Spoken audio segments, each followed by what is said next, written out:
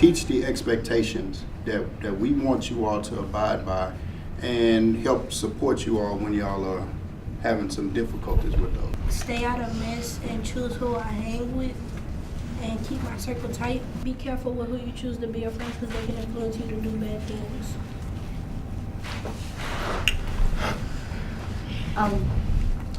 What I could have did this year was I could have walked away from work. I could have walked away from a fight.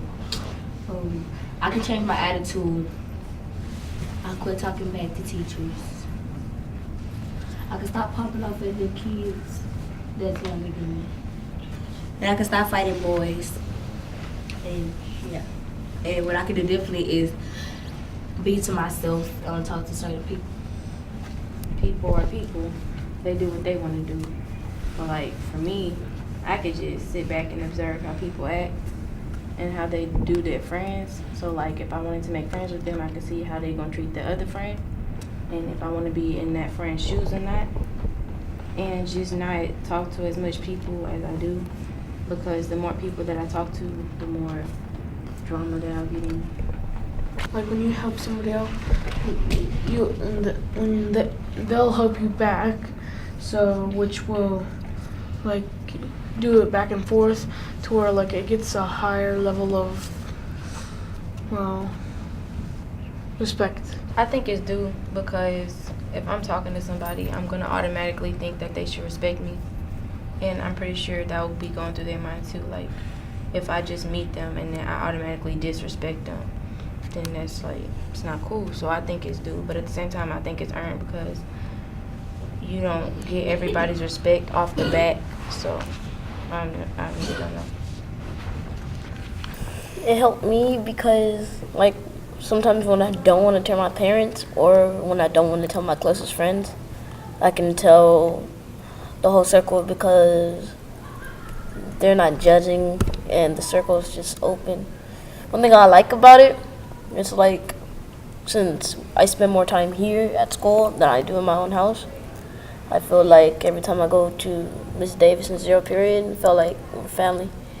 And one thing I don't like about it, sometimes it's like, it's too direct. Like, it gets like real into your social life and stuff. It helps me because as y'all can see, I stopped fighting. I stopped catching attitudes with people. But I dislike it because, like, when you're in a circle and you're trying to be a person friend, and the other people tell me that you was talking about that person, but that's not true. And most of the whole school was talking about it. So I just don't like that. What I like about Circle is it allows you to share your feelings and your thoughts and how you feel. And what I don't like about it is nothing. I don't dislike nothing about it. Circles help me express my feelings to people, and it's helped me have trust with people more. I like it because I can express myself and not keep all my feelings inside. I dislike it because people, like, even though it says don't be judgmental or something, you know people are judging you either way it go. Whenever I'm mad at something, it just make me calm down just a little bit. I read it. And then something I like about it is that when, like,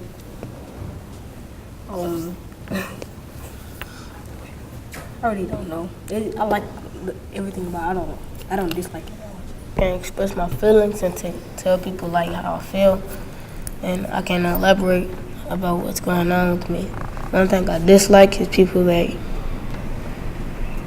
I don't know how to put it, but like they like rush it, like they'll like judge you for it. Like say you, I guess, I don't know how to put it, but like they'll judge you for something that you don't want to be judged by. It helps me by expressing feelings and like helping me by my anger, not getting mad all the time. And one thing I like about it is that well, I don't know, but one thing I don't like about it is that I get nervous a lot. I like to describe my position as being kind of a cross between an assistant principal and a counselor. While I don't like the word discipline because I don't dish out any kind of discipline. I really try to work with the kids whenever they find themselves in some situations they got themselves into, and I like to work with them to try to help them with coping skills. Try to find ways to, deal with issues versus the consequences being punitive. So I like to try to find the softer side of things. I think our principal has done a great job of making it one of those things that's non-negotiable. Here on Mondays and Fridays, you're going to see circles taking place at 10:41 to 11:16. That's without discussion, debate, or dialogue. Those things are going to happen. Now the fidelity of it, we're still working on that. This being just our first year of full implementation of it. But I think it's one of those things, our kids have taken ownership of it. We had a group of kids that were trained earlier in the semester, earlier in the fall, and those kids did a great job. And so they're able to take some ownership of it. And since we've been back from the break, from the winter break, we've given a little more freedom for the teachers to be able to run some of their own circles without them having a specific topic that they have to cover. And that's really on Fridays. But on Mondays, we have something that has to be discussed. And then Fridays, it's more you call it is what we title those lessons.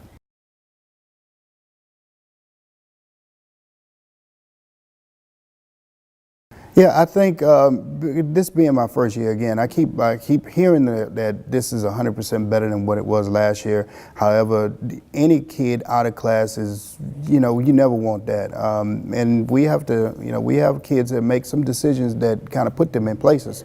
I think the first thing is to make sure that you start the process early and start the process with staff members before it's ever rolled out to students. And that process needs to include allowing staff to actually participate in the restorative practice circles, and then having some non-negotiables on the campus for what the implementation process looks like. Even before that, I think it's important to have that cultural sensitivity training so that the staff members understand where our students are coming from and the purpose of the restorative, and helping them to understand the expectations of the campus.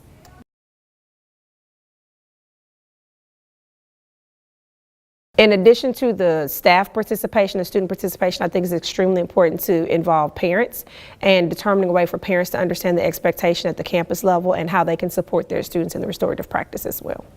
I will say from the beginning to now, it's given the children an opportunity and an area to kind of open up and talk, because we found that a lot of them don't really have anybody to talk to outside of class, outside of school, because they're home by themselves.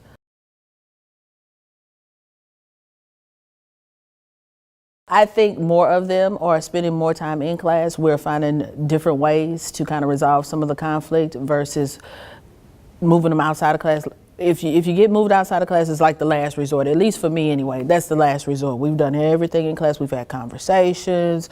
I even do, not necessarily circle, but I do like little conference council. Okay, pull everybody who's involved in the situation. Let's have a conversation, see what's going on, get to the root of it. Once we walk out the door, that's the end of it. I shouldn't hear about it again. So I think it has helped to kind of improve what's going on. I noticed that since the beginning of the school year, occurrences of fights and disagreements, not as many as there were at the beginning of the school year. So I think that the community circles, the restorative practices, I think that has played a part in it, and just kind of allowing the children to trust us a little more.